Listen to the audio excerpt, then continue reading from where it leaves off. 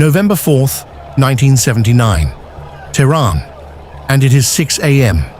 Thousands of Iranian students are moving through the city, armed with ropes, bolt cutters, and ladders, heading toward a single target, the American embassy. By 10 a.m., they are over the walls. American Marines are ordered not to shoot. And within 3 hours, 66 American diplomats are on their knees, blindfolded, hands bound, paraded in front of cameras for the entire world to see. The most powerful country on earth, humiliated on live television for 444 days, which is 1 year, 2 months, and 18 days. The US tried everything to get them released immediately. It was a very critical situation, and America could do nothing. No military solution worked. No diplomatic solution worked. No president survived it.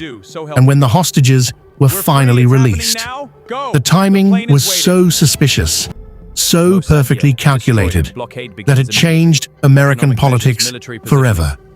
This is the story of the Iran hostage crisis, the 444 days that humiliated a superpower, destroyed a presidency, and may have involved the most audacious political betrayal in American history. Make sure that you subscribe to History Under Radar right now. We make sure we make an in-depth research on the most political events in history, because this is exactly the kind of story they never want you to find. America did not end up here by accident.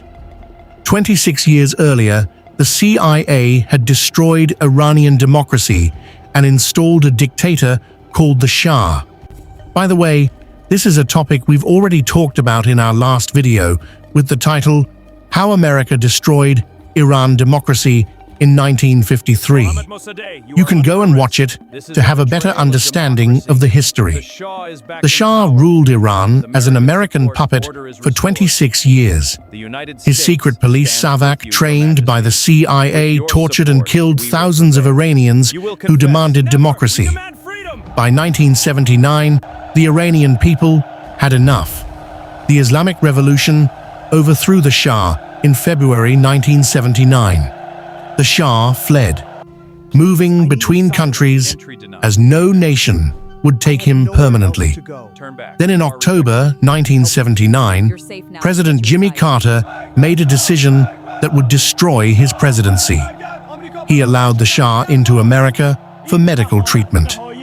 To the Iranian people, this was the final insult. America had supported their torturer for 26 years.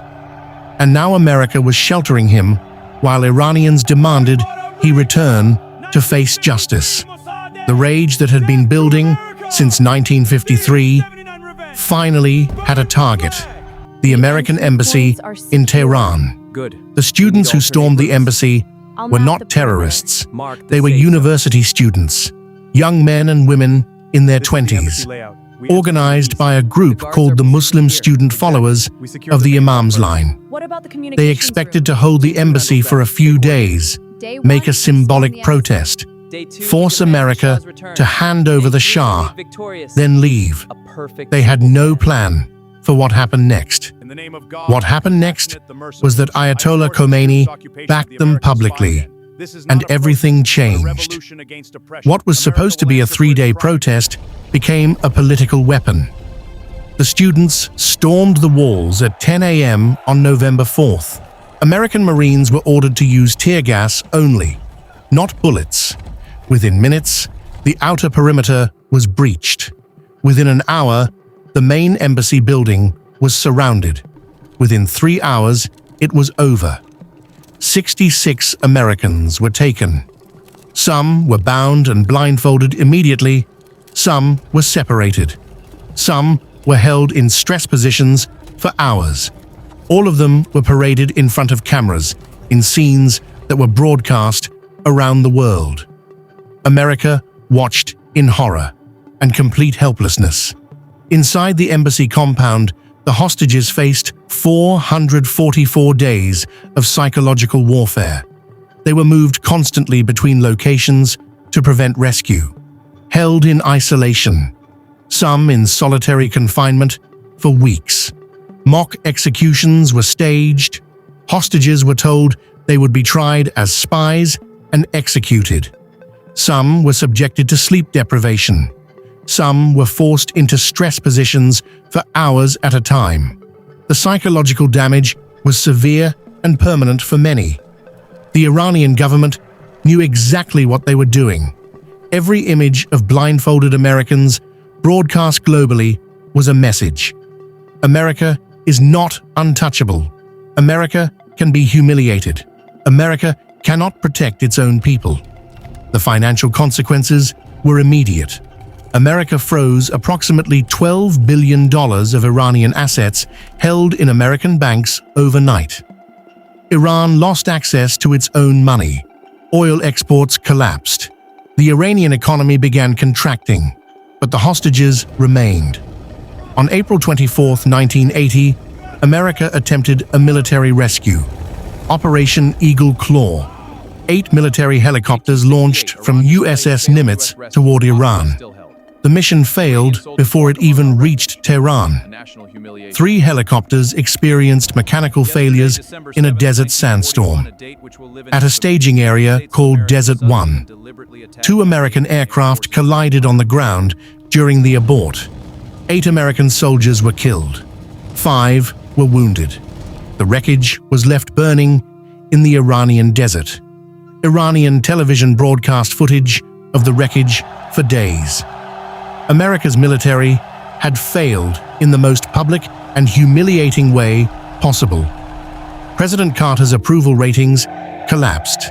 His presidency was effectively over. Ronald Reagan would defeat him in November 1980 in a landslide. And here is where the story becomes something far darker. The hostages were released on January 20th, 1981, the exact day Ronald Reagan was sworn in as president.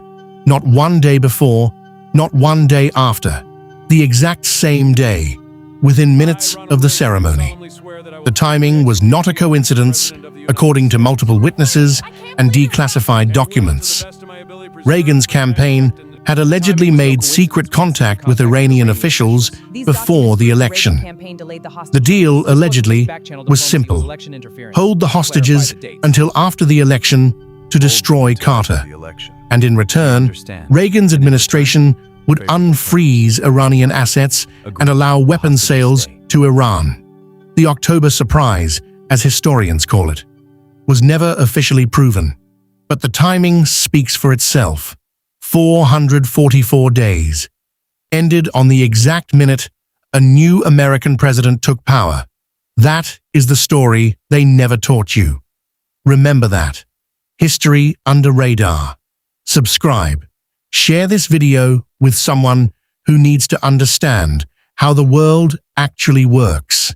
And come back next Sunday, because we are just getting started.